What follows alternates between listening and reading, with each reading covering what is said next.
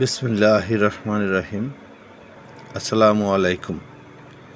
আশা করি সকলেই ভালো আছেন এবং সুস্থ আছেন।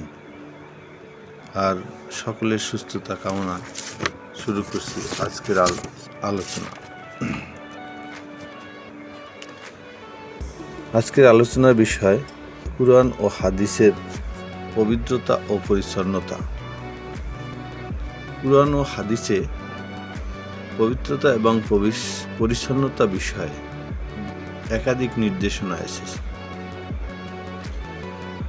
আমরা সেখান থেকে আপনাদের বোঝার সুবিধার্থে সংক্ষিপ্ত কিছু আলোচনা করব।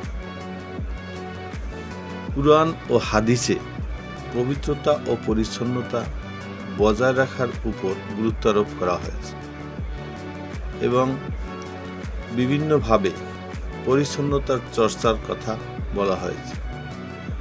পবিত্র কুরআনে ও রাসূলুল্লাহ সাল্লাল্লাহু আলাইহি ওয়াসাল্লামের হাদিসে পবিত্রতা ও পরিচ্ছন্নতার ক্ষেত্রে তাহারাত বা পবিত্রতা শব্দটি অধিক পরিমাণে ব্যবহৃত হয়েছে।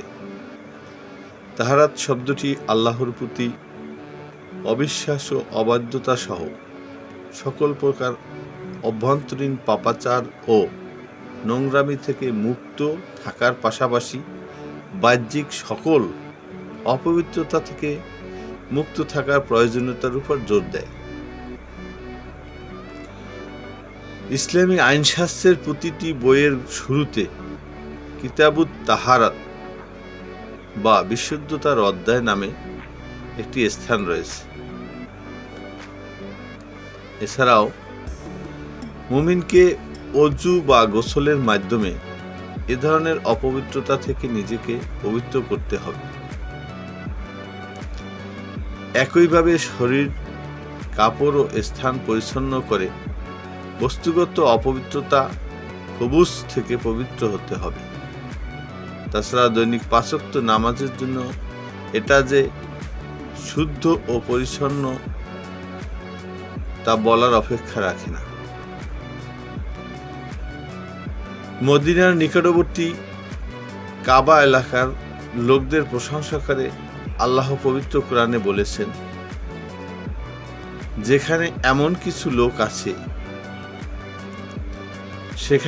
কিছু লোক আছে যারা শুদ্ধ থাকতে ভালোবাসে, আর যারা নিজেদেরকে শুদ্ধ রাখে আল্লাহ তাদের ভালোবাসে। সূরা তাওবা আয়াত ১০৮।